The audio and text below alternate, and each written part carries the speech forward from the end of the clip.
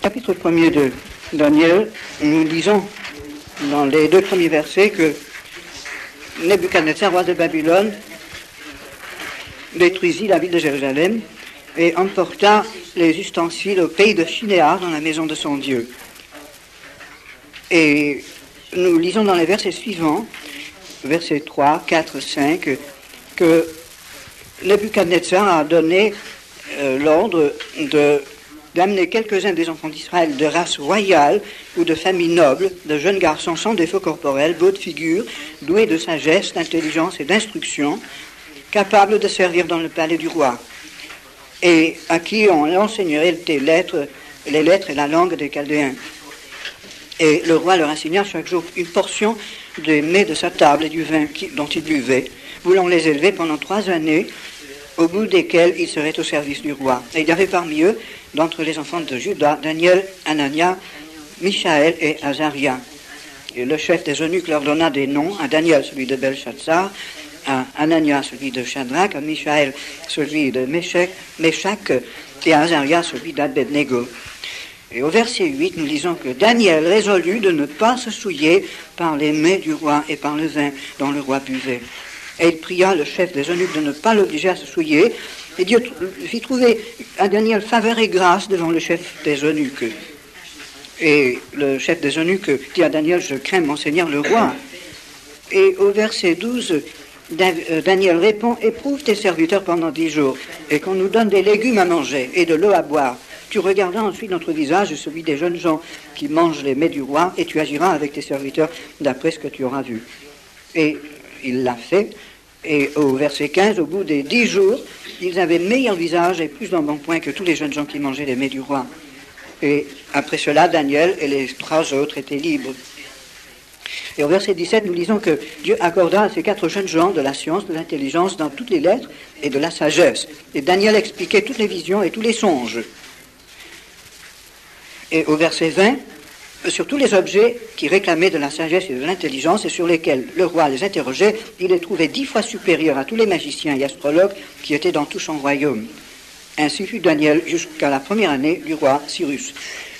Daniel a été emmené en captivité en l'année 605 avant Jésus-Christ. La captivité de Juda avait commencé 3 ans avant, en 608, par la déportation en Égypte par le pharaon Nécho, du roi de cette époque, le roi Joachaz, fils de Josias, et une certaine noblesse, une certaine élite du pays. 3 ans après, le roi de Babylone est venu assiéger Jérusalem et a emmené en captivité plusieurs jeunes, enfin, toute l'élite en quelque sorte. Et le roi Joachim a dû faire serment de loyauté en tant que serviteur du roi de Babylone. Et Nebuchadnezzar l'a laissé pendant encore quelques années sur place. Et Daniel a été emmené captif avec les tout premiers captifs à Babylone. Il y a eu 3 captivités babyloniennes. La seconde était en l'année 597, et c'est en ce moment-là que Ézéchiel était amené captif.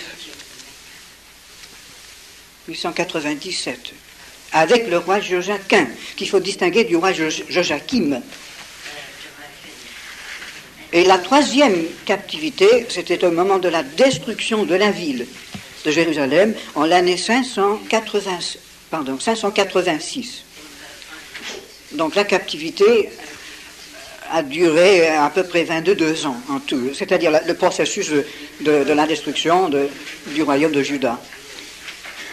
Et le retour a commencé en l'année 539 avant Jésus-Christ, lorsque le roi Cyrus de Perse a conquis Babylone et a donné aux Juifs le droit de rentrer dans leur pays.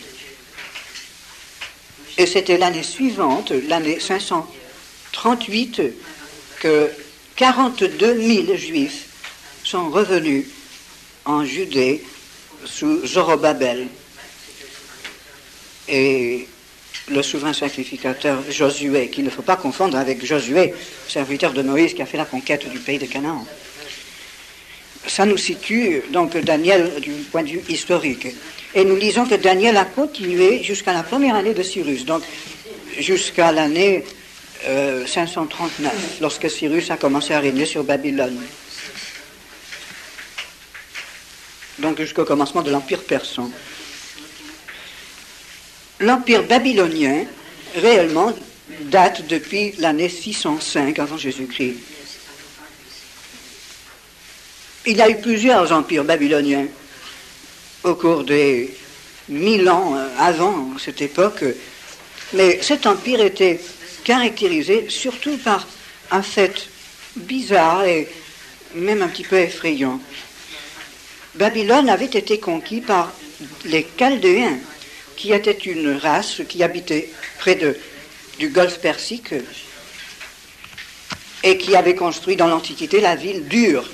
Et Abraham est sorti d'Ur des Chaldéens. Et finalement, c'était les Chaldéens qui faisaient la conquête de Babylone sous Nebuchadnezzar, ou plutôt sous le père de Nebuchadnezzar, et qui ont fini par conquérir la ville sainte de Dieu, la ville de Jérusalem. Dieu donc avait fait sortir Abraham d'Ur des Chaldéens, mais en fin de compte, c'était les Chaldéens eux-mêmes qui détruisaient la ville de Jérusalem. C'était une sorte du point de vue spirituel pour les prophètes d'Israël, pour Daniel, pour Ézéchiel, pour Jérémie. C'était la pire des choses. Si encore un autre peuple, les Hittites, avaient conquis Jérusalem, ça aurait été une tragédie. Mais que les Chaldéens,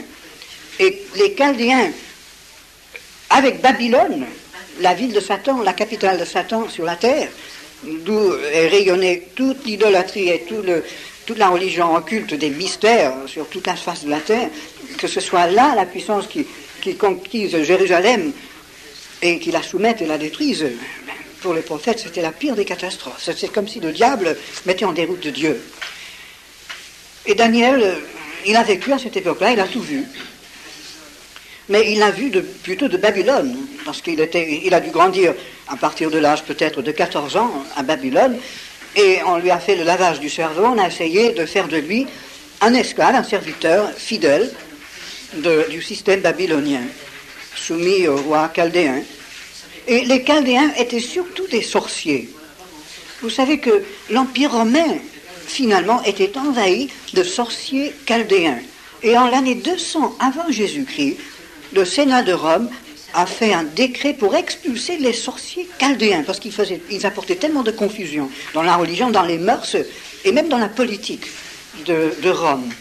Même à cette époque-là, il y a eu par la suite plusieurs décrets d'expulsion des Chaldéens de Rome. Mais ils sont toujours revenus. Et Jules César, avec tous les autres généraux romains, consultait toujours des sorciers chaldéens. Tout cela, c'est de l'histoire, pour celui qui veut lire. Donc l'influence chaldéenne, greffée sur celle de Babylone, est allée très très loin. Et a pu finalement pénétrer même dans la grande église catholique, n'est-ce pas, la grande église chrétienne, parce que tout ce système babylonien finalement est venu se greffer sur le christianisme, surtout à partir du IVe siècle, lorsque l'État romain, qui était païen à cette époque, a adopté la religion chrétienne, et tout l'Empire romain, au cours de 50 ans, a été converti par force à la religion chrétienne. Alors tous les païens sont venus dans l'église chrétienne et sont devenus des évêques et des archevêques bientôt, en apportant tout le système babylonien de paganisme, le système chaldéen également, dans toutes ses formes, la multiplicité des formes venant d'Égypte, d'Asie mineure, de Chypre, de Crète, de Grèce, de Babylone même, de Phénicie, de tous les coins du monde, ça revenait sur Rome. Ça a fait un mélange extraordinaire qui a été finalement greffé sur la religion chrétienne. Et la grande église du Moyen-Âge, c'était un mélange de l'évangile de Jésus-Christ et des âmes fidèles qui luttaient contre tout ça, toujours, mais un mélange de l'évangile avec tout ce système babylonien. La réforme, c'était un effort de divorcer les deux choses, de revenir à l'évangile et de rejeter tout ce système païen de Babylone et de Chaldée. Mais Daniel, donc, il a grandi, il a vécu en plein milieu de tout ce système. Et la seule chose qu'il a sauvegardée, c'est que tout au début, il a résolu de ne pas se souiller. La première chose, évidemment, c'était la question de nourriture. La loi de Moïse défendait aux Juifs de manger du sang, de manger certaines bêtes impures, etc., etc. Et imposait aux Juifs une discipline assez sévère. C'est remarquable, mais on me dit, je ne peux pas le vérifier, mais on me dit que les Juifs, même jusqu'à aujourd'hui, sont plus ou moins... Ce n'est pas pour rien que la loi de Moïse défendait certains aliments. Nous, comme dit l'apôtre Paul, nous sommes libres de tout manger. Nous ne sommes pas sous l'esclavage d'un légalisme. Mais tout de même, les indications qui sont données dans la Bible, même dans la loi de Moïse, sont pour le bien de l'humanité.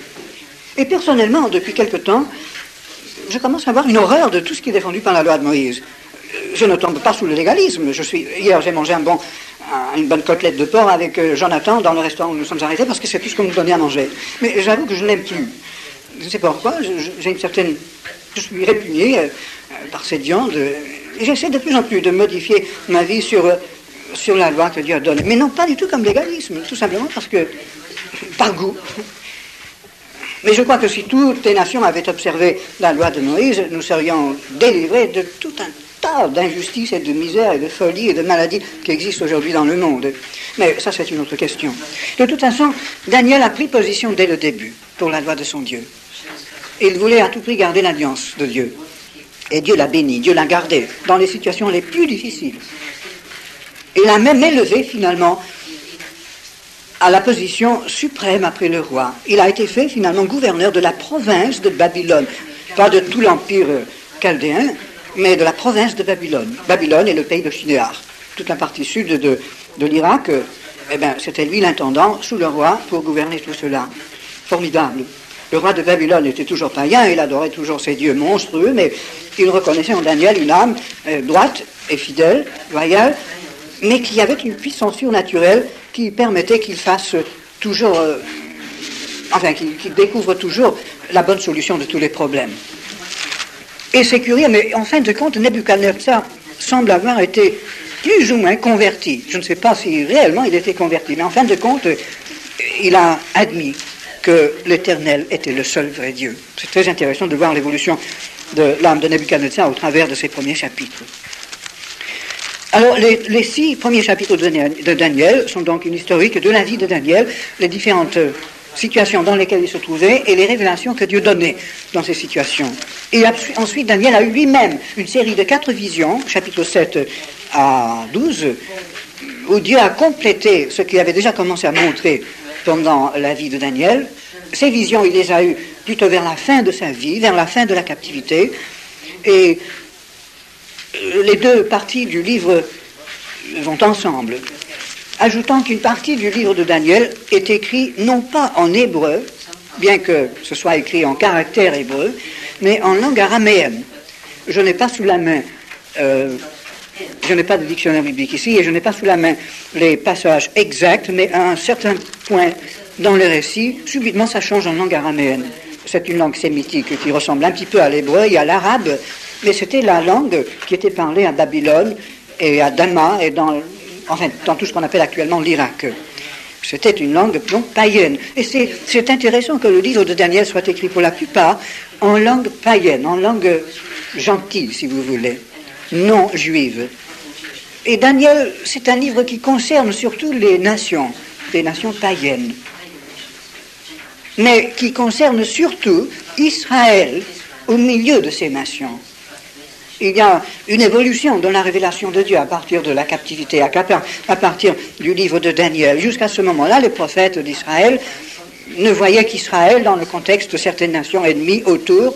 Maintenant, Daniel voit Israël dispersé parmi ces nations comme un sel, comme une lumière, comme un scandale et un objet de mépris aussi.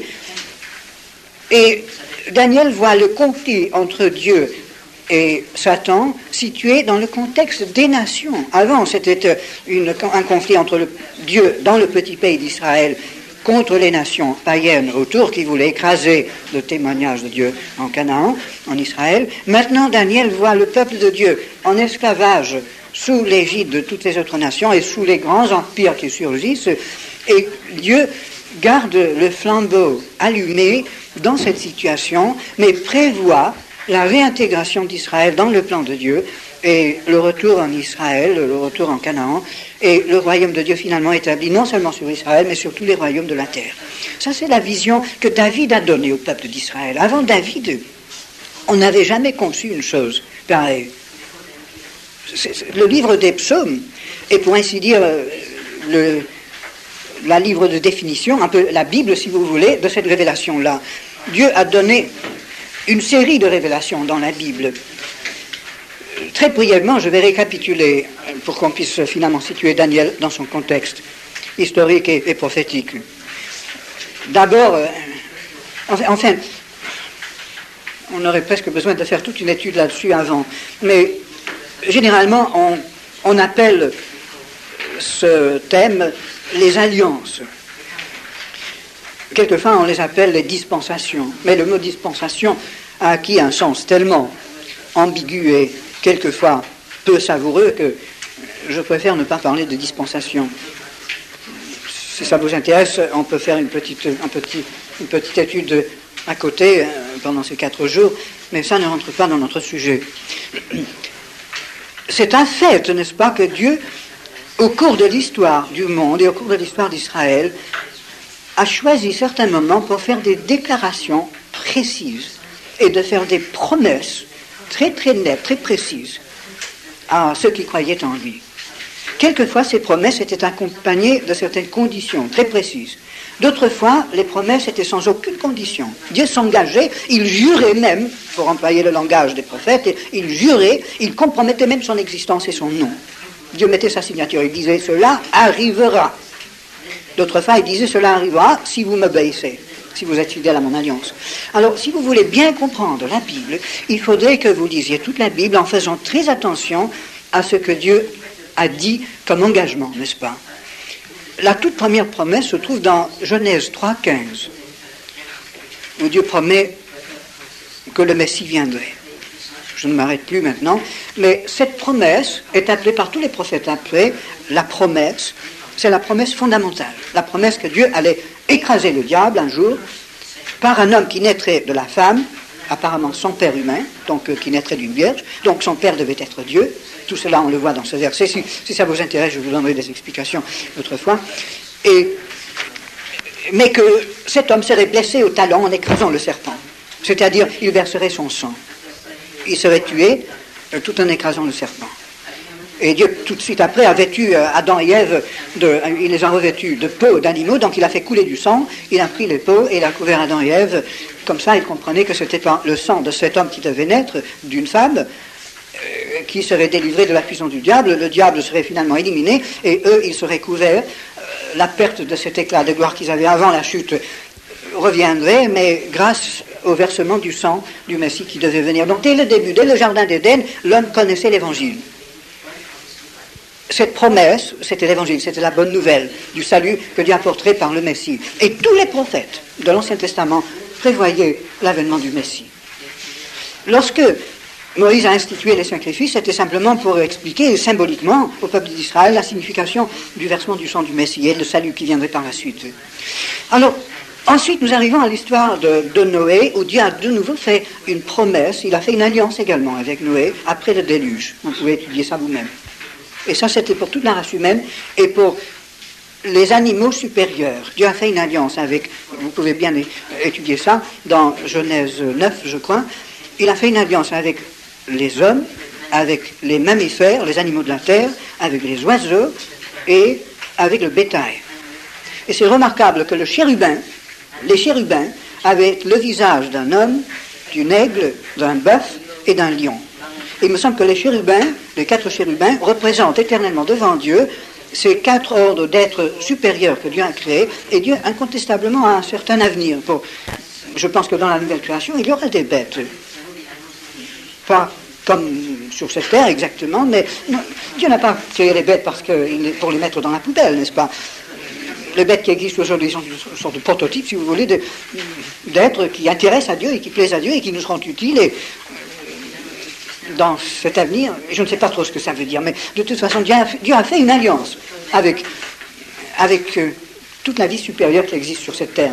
Enfin, débrouillez-vous avec Dieu pour trouver une explication pour ça. Mais les chérubins réapparaissent plusieurs fois au cours de l'écriture, dans les visions, même dans l'Apocalypse, on voit les chérubins. Ils représentent la terre, si vous voulez, devant Dieu. Ensuite, nous arrivons à l'histoire d'Abraham. Parce que les nations s'étaient égarées complètement et sont tombées sous l'emprise de Babylone. Babylone qui a empoisonné le monde avec un système politique qui finira par être la bête et un système religieux qui finira par être d'abord la prostituée de l'Apocalypse 17 et ensuite le faux prophète, n'est-ce pas? Dieu a laissé de côté les nations. Il s'est dit, bon, alors, les nations ne veulent pas écouter, le déluge n'a pas suffi pour les avertir, bon, alors, je vais faire une nouvelle nation. Et Dieu a créé le peuple d'Israël, et pour cela, il a choisi un homme, Abraham. Et Dieu s'est révélé à Abraham 7 fois. Et il a fait une promesse à Abraham 7 fois. Étudiez tout ce que Dieu a dit à Abraham, et remarquez à quoi il s'est engagé. Dieu ne peut pas revenir en arrière sur ses engagements. Et en étudiant la Bible, il faut prendre toute la Bible et tout mettre ensemble. Si on se base sur certains passages, simplement, on peut faire de la Bible un non-sens, ou tout ce qu'on veut. On peut même retirer des mensonges, en quelque sorte, de la Bible, comme font les témoins de Jéhovah et les catholiques, souvent. Mais il faut chercher avec patience dans toute la Bible, d'une manière systématique, tout ce que Dieu dit. Alors, pour comprendre Israël et pour comprendre l'Église, ces deux choses, et pour comprendre le plan final de Dieu, il faut comprendre ce que Dieu a dit à Abraham. Si ça vous intéresse, on peut faire des études à côté là-dessus, mais je ne m'arrête pas parce que ce n'est pas dans notre sujet. Mais Dieu a promis à Abraham dans Genèse 12, 1 à 3, surtout 3 choses. Il a promis 7 choses, mais surtout 3 choses. Il lui a promis une postérité, qui veut dire à la fois une nation et aussi un homme. Ça veut dire les deux choses à la fois. L'apôtre Paul fait ressortir ça dans l'Épître aux Galates. Donc Abraham savait que le Messie naîtrait de lui. Et Dieu a promis à cette postérité le pays de Canaan. Et moi je ne vois pas comment Dieu puisse revenir en arrière sur sa promesse. D'ailleurs, le fait qu'Israël existe toujours en tant que peuple sur la terre et qu'Israël soit de nouveau en Canaan, pour moi, c'est la preuve des preuves que Dieu n'a pas jeté cette promesse dans la poubelle. Et vous savez, il y a beaucoup de gens dans l'Église qui, depuis le IVe siècle, se flattent en disant que c'est nous, Israël, on a fini avec Israël et Dieu s'intéresse à nous et à nous seuls. Mais Dieu est aussi capable de mettre l'Église dans la poubelle qu'Israël. Et si Dieu peut rompre sa promesse à Israël, il peut rompre sa promesse à l'Église. Si Dieu ne tient pas sa parole à Abraham et à Isaac, à Jacob et à Israël et à David, eh bien, il peut très bien manquer à sa parole envers moi. Je n'ai aucune certitude de salut si Dieu n'est pas fidèle à tout ce qu'il a promis. Le fait que Dieu a un plan pour Israël, toujours, ça ne veut absolument pas dire qu'il n'a pas un plan pour l'Église et que tout ce qu'il donne à Israël est aussi pour nous sur le plan spirituel. Mais ça n'empêche pas que ce que Dieu a promis pour Israël en tant que peuple, tant que la lune et le soleil existent, comme dit Jérémie, ne soit pas aussi valable. Les deux choses sont valables. Il n'y a pas de controverse entre les deux choses. Moi, je vois la synthèse parfaite entre les deux. Ensuite, nous arrivons au temps de Moïse. Mais remarquez que lorsque Dieu a fait une alliance avec Abraham, qu'il a complétée avec un serment, chapitre 22 de Genèse, il a juré par lui-même de faire cela. Il a répété la chose à Isaac et à Jacob. Si je ne me trompe pas, Dieu a fait 7 fois une promesse à Isaac et 7 fois une promesse à Jacob. Quelquefois même avant leur naissance. J'ai un tas de notes là-dessus, mais j'oublie sur le coup. Donc Dieu, il a éliminé Ismaël, il a éliminé Ésaü, il a choisi chaque fois la postérité fidèle d'Abraham, la postérité qui croyait. Donc il fallait que la promesse soit appropriée par la foi chaque fois. Ensuite, nous arrivons à Moïse. Et là, nous avons le quatrième groupe, si vous voulez, de promesses et d'alliances. Dieu a fait une alliance très bien définie au mont Sinaï. Et pour cela, il faut étudier tout le Pentateuque, depuis l'Exode jusqu'au Deutéronome. Et Dieu s'est engagé, comme le peuple d'Israël s'est engagé aussi, au mont Sinaï et devant le Jourdain. Devant le Jourdain, juste avant sa mort, Moïse a répété l'alliance. Une quarantaine d'années après. Ça, vous le trouvez dans Deutéronome, chapitre 27, jusqu'à la fin du livre.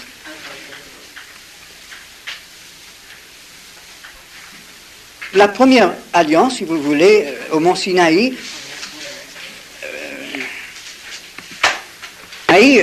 Moïse avait conclu une alliance, et la fin de cette entente entre Dieu et son peuple se trouve à la fin du livre du Lévitique, le chapitre 26 surtout. Et dans ce chapitre, Moïse nous donne 3 principes. Il dit à Israël, si tu obéis à cette loi de Dieu, tu seras béni et tu resteras dans ton pays. Deuxièmement, si tu désobéis, tu seras puni et tu seras dispersé dans le monde entier. Tu perdras ton pays. Mais, troisième principe, si tu te repens, Dieu te ramènera dans le pays et Dieu te réintégrera dans son plan. Et ces 3 principes sont inaltérables.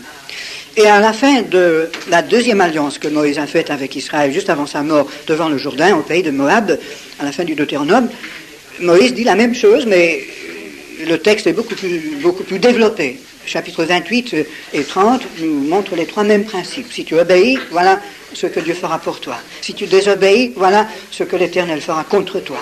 Et tu seras dispersé dans tous les pays du monde comme un objet de scandale et de raillerie. Combien c'est vrai cela dans l'histoire. Et troisièmement, chapitre 30, même si tu es dispersé dans l'espace le plus lointain, si tu te repens, Dieu te ramènera dans ton pays et tu seras béni plus qu'avant. Et là, dit Moïse, dans le chapitre 30, je crois que c'est au verset 6, Dieu circoncira ton cœur.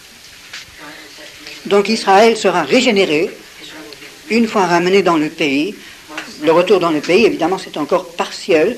Mais nous témoignons déjà le commencement de l'accomplissement final de cette formidable prophétie de Moïse. Et tous les prophètes qui ont suivi Moïse ont bâti leur message sur ce que Moïse a dit. Maintenant, l'alliance que Dieu a faite au Sinaï par Moïse a été accompagnée également par une alliance faite à Lévi et à Phinéas, fils d'Aaron, que Dieu a fait une alliance perpétuelle avec Lévi et Phinéas aussi, tant que la lune et le soleil existent, comme dit Jérémie.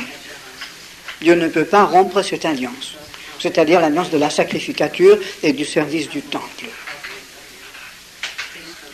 Et troisièmement, Dieu a fait une alliance avec Salomon. Mais cette alliance était conditionnelle. Oh non, pardon, non, excusez-moi, je vais trop loin. Un point très intéressant, en parlant toujours du groupe d'alliance que Dieu a fait par Moïse, après la mort de Moïse et après la conquête de Canaan, Josué a renouvelé l'alliance à Sichem, en Canaan même, avec la nouvelle génération. C'est toujours la même alliance, mais il l'a renouvelée. Mais après la mort de Josué, personne n'a pu renouveler l'alliance. Et cette génération est tombée dans l'apostasie et a commencé à subir les châtiments prophétisés par Moïse. Donc chaque génération, en quelque sorte, doit renouveler l'alliance de son Dieu. Revenir à Dieu à nouveau et traiter avec Dieu sur la base de ce que Dieu avait promis. Ensuite, il y a un décalage de 400 ans jusqu'au temps de David.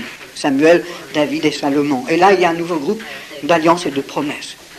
Maintenant, Dieu dit non seulement que le Messie naîtrait d'Israël, mais naîtrait de la famille de David. Dieu a fait à David des promesses dans 2 Samuel 17, et le passage parallèle, mais un peu différent, 1 Chroniques 7.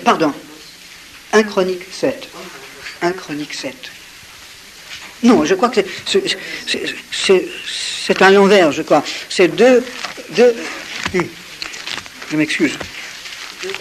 2 Samuel 7 et 1 Chronique 17. 2 Samuel 7 et 1 Chronique 17. Étudiez très bien ce que Dieu a promis et dit à David. Dans Samuel, il dit que le trône de David serait assuré à la postérité de David tant que ses fils étaient obéissants. Mais dans Chronique, Dieu dit qu'il parle du fils par excellence de David, donc le Messie. Et là, il n'y a aucune condition attachée à la promesse. Dieu dit que ce fils de David régnerait éternellement. Et Tout en passant, j'aimerais signaler un seul point très intéressant dans 1 Chronique 17, verset 14, en parlant du Messie, du fils de David. Dieu dit, je l'établirai pour toujours dans ma maison et dans mon royaume, et son trône sera pour toujours affermi. Donc Dieu dit que le Messie serait non seulement roi, mais aussi sacrificateur. Il ne serait pas seulement sur le trône d'Israël, mais sur le trône de Dieu, mais aussi dans la maison, c'est-à-dire dans le temple. Alors David n'avait pas le droit d'aller dans le temple, parce qu'il n'était pas lévite. Il n'était pas descendu d'Aaron non plus. Mais le Messie serait sacrificateur dans la maison de Dieu, et en même temps roi d'Israël. Les descendants d'Aaron ne pouvaient jamais être rois d'Israël, officiellement, selon Dieu, parce qu'ils n'étaient pas descendus de David, et c'était de David que provenait la royauté, selon la promesse de Dieu. Alors, il y a une foule de choses intéressantes qui ressortent de l'étude de ces alliances. Et finalement, vous avez tout en perspective. Vous savez exactement ce que Dieu compte faire, ce qu'il tolère, et comment Dieu finira par achever le but qu'il s'est proposé. Dieu a dit qu'il va se servir d'Israël pour la bénédiction du monde entier. D'ailleurs, en reparlant d'Abraham, j'ai oublié de vous dire une chose. Dieu avait promis à Abraham 3 choses. La troisième chose, c'était en ta postérité, toutes les familles de la terre seront bénies. Donc Dieu avait promis que par le Fils et aussi par la nation qui naîtrait d'Abraham, toutes les familles de la terre seraient bénies. Donc Abraham savait que le Messie viendrait de lui et que Dieu ne jetait pas toutes les nations. Il les laissait de côté provisoirement, mais Israël était suscité, le Messie était suscité, mais pour convertir les nations et pour les amener tous sous l'autorité de Dieu, sous la main du Messie, n'est-ce pas? Alors David voyait cela très clair. Moïse, d'ailleurs, dans son alliance, a mis l'accent sur les souffrances et sur la mort du Messie. C'est pour cela qu'il a institué la sacrificature, l'offrande du sang, l'autel. Tout ce symbolisme représentait la mort du Messie. Moïse voulait qu'Israël comprenne pour toujours que la seule manière d'être justifié devant Dieu, c'était par le sang du Messie. Tout cela, c'était un grand symbolisme du sacrifice du Messie. Mais lorsque David est venu, pour la toute première fois, ce petit peuple écrasé et presque liquidé par les ennemis à cause de sa désobéissance, a subitement trouvé la repentance sous la prédication de Samuel, grâce aux prières d'ailleurs de la maman de Samuel, Anne, la première prophétesse en quelque sorte de messianique. Et David a pu établir un petit empire au Moyen-Orient où Dieu était reconnu, l'Éternel était reconnu partout comme souverain et le peuple de Dieu était en paix. Pour David et pour la petite pléiade de poètes autour de lui, Asaph, Éman, Étange, Édutin et certains descendants du fils de Corée et d'autres, n'est-ce pas, tout cela ouvrait un horizon sans limite. On n'avait jamais conçu un royaume de Dieu sur la terre. Avant, le royaume de Dieu, c'était Israël. Maintenant, on envisageait une royauté, non plus de David, mais du fils de David, du Messie, sur toutes les nations de la terre, une paix mondiale. Et un Israël soumis à la loi de Dieu, obéissant. Et le livre des psaumes n'est en somme que cette prophétie. Évidemment, il y a beaucoup d'autres choses dans les psaumes également. Et les psaumes, il ne faut pas les prendre seulement pour Israël, c'est pour nous, c'est pour tout le monde. C'est ça qui est tellement formidable. Mais dans les psaumes, on a, si vous voulez, la Bible de l'alliance davidique. Et tous les prophètes qui ont suivi, Ésaïe, Jérémie, Ézéchiel et même Daniel, ils ont bâti, enfin Dieu a bâti leur vision et leur message sur les promesses que Dieu avait faites antérieurement. Sur la promesse du Jardin d'Éden, du Messie qui viendrait, sur la promesse que Dieu a faite à Noé pour toutes les nations, sur la promesse que Dieu a faite à Abraham pour Israël et pour la descendance spirituelle d'Israël, et nous le sommes aussi, comme dit Paul. Ensuite, ce que Dieu avait promis par Moïse à Israël, et finalement ce que Dieu avait promis à David par son Saint-Esprit.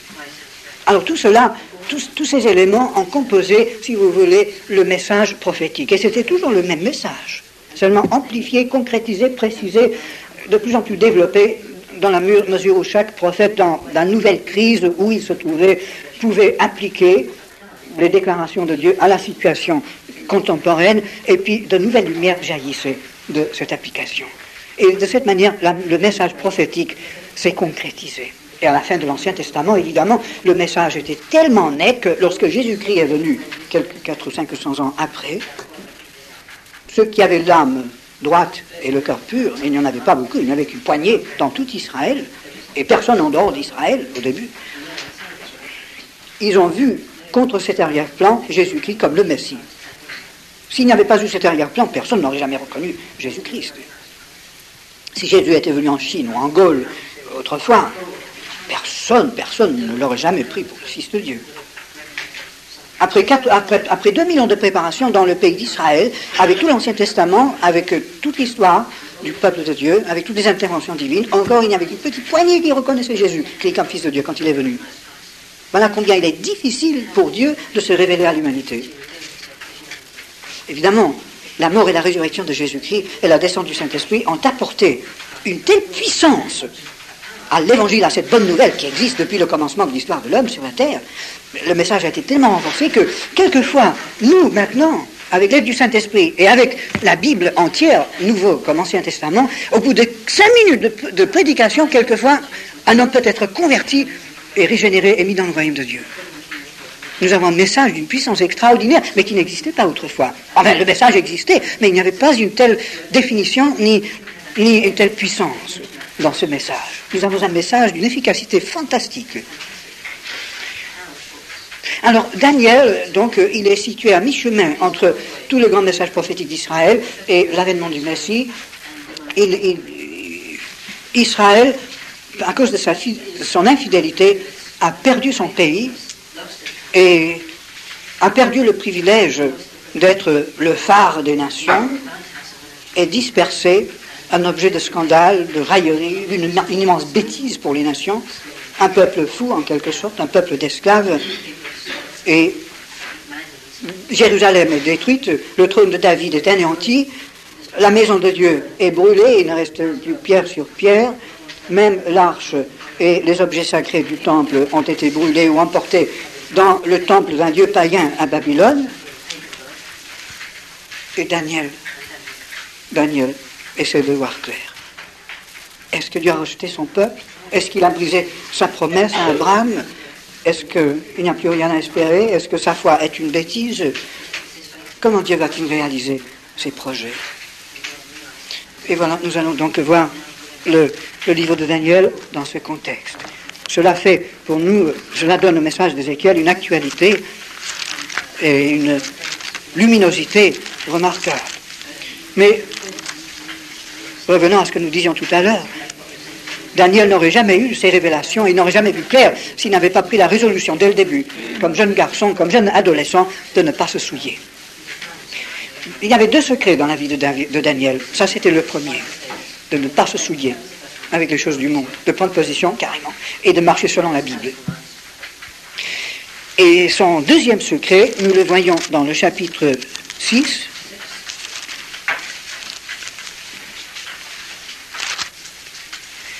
verset 10, à la fin du récit historique. Ceci était tout à fait à la fin de sa vie.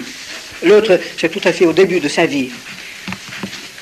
C'était sous l'Empire persan, après la conquête de Babylone par Cyrus. Verset 10, lorsque Daniel sut que le décret était écrit, donc qu'il serait jeté à la fosse au lion s'il priait un autre Dieu que le roi Darius, il se retira dans sa maison où les fenêtres de la chambre supérieure étaient ouvertes dans la direction de Jérusalem, donc vers le coucher du soleil, et 3 fois le jour il se mettait à genoux et priait, et il louait son Dieu comme il le faisait auparavant. Le deuxième secret de Daniel, c'est que 3 fois par jour, il se mettait à genoux dans sa chambre, ses fenêtres ouvertes vers Jérusalem, et il priait. Sans aucun doute, il a pris cette résolution tout au début de sa vie à Babylone. Et quand il était déjà vieux, quand il avait entre 60 et 70 ans, pendant 1 mois, le nouveau gouvernement a passé une loi interdisant toute prière, sauf si elle n'était pas adressée au nouveau roi de Babylone, le roi persan Darius. On aurait cru que Daniel, après une longue vie passée dans l'intimité avec Dieu, et après un témoignage consistant dans toutes les crises imaginables qu'il aurait pu se passer de ce témoignage pendant un mois. Il aurait peut-être pu prier dans le secret, c'est vrai, il serait épié, même dans sa chambre il aurait été épié, mais il n'avait pas besoin de se mettre à genoux, il n'avait pas besoin d'ouvrir ses fenêtres, il n'avait pas besoin de s'effacer 3 fois par jour. Mais pour Daniel, cette petite routine, cette discipline de prière était indispensable. Il n'osait pas perdre cela pour un seul mois, même après une longue vie vécue avec Dieu.